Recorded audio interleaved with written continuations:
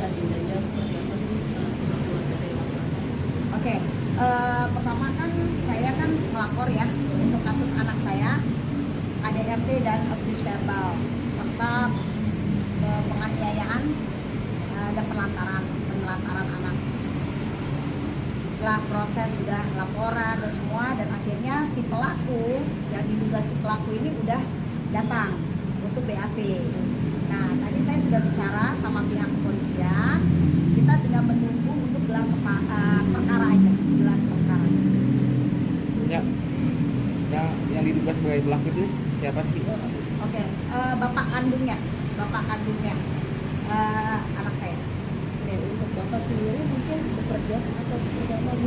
Kalau bapaknya pengusaha ya, yang kebetulan punya usaha, dia mengelola usahanya sendiri di bidang transportasi di Jawa ya, di Pulau Jawa.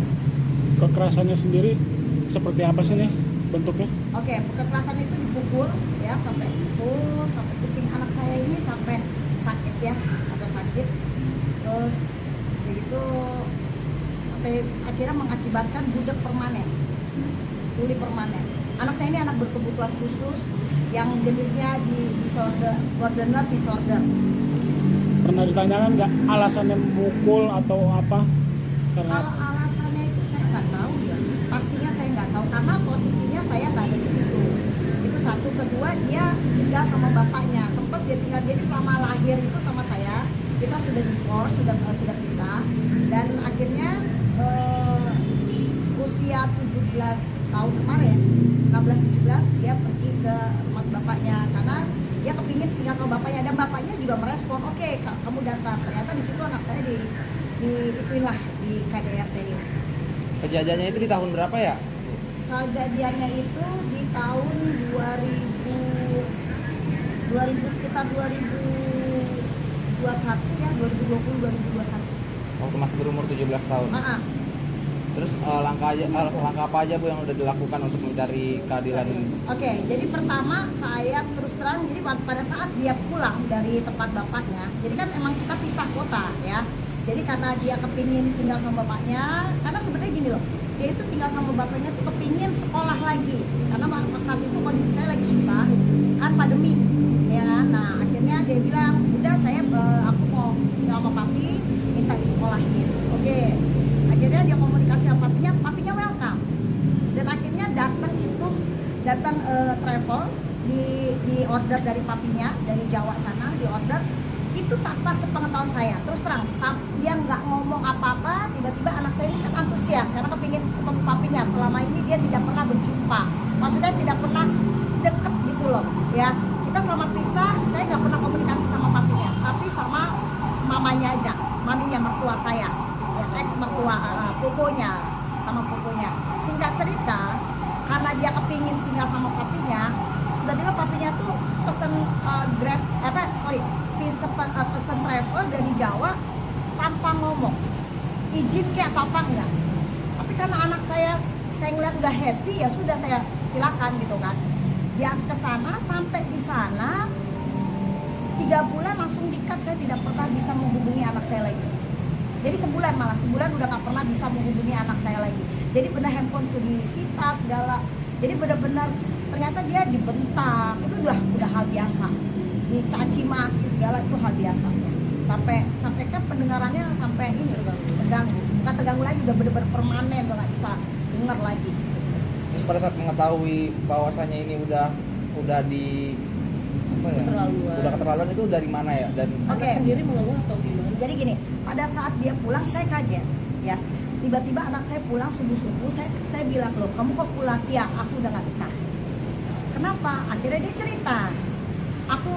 Tapi dia nggak cerita dipukul apa enggak. Aku nggak betah, aku nggak mau di sana lagi. Katanya gitu. Ya, nggak ada ngomong apa, cuma itu doang. Akhirnya saya bilang, nih aku dibawain kaleng biskuit.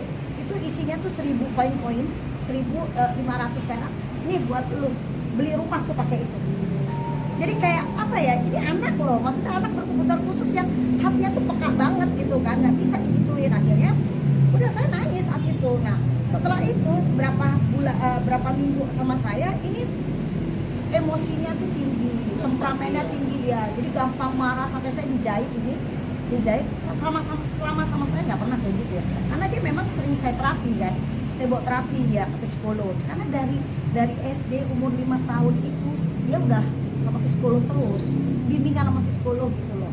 Di sana pun juga saya dengar juga di psikolog gitu kan. Tapi karena di situ abuse verbal yang everyday gitu, yang tiap hari kan mungkin yang akhirnya jadi kayak kena gitu loh. Akhirnya ya sudah, pas dengan berjalannya waktu saya kaget kok setiap saya panggil nggak dengar.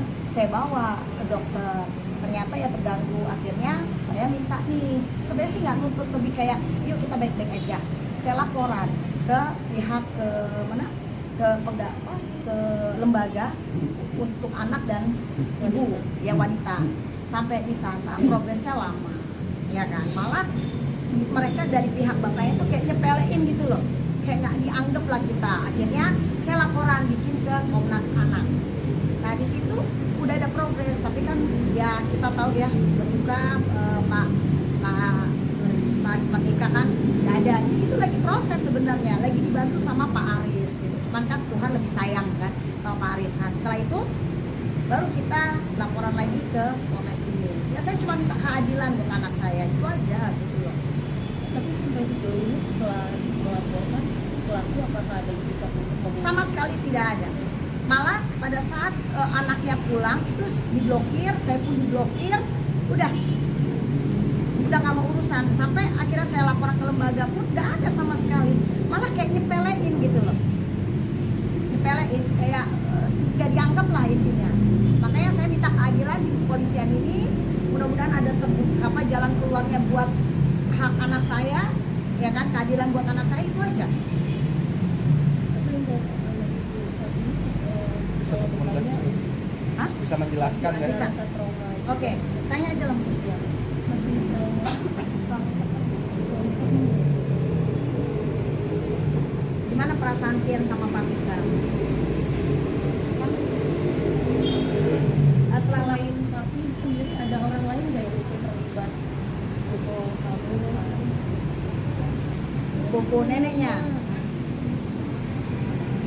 Tapi untuk saat ini yang dilaporkan hanya Papinya saja.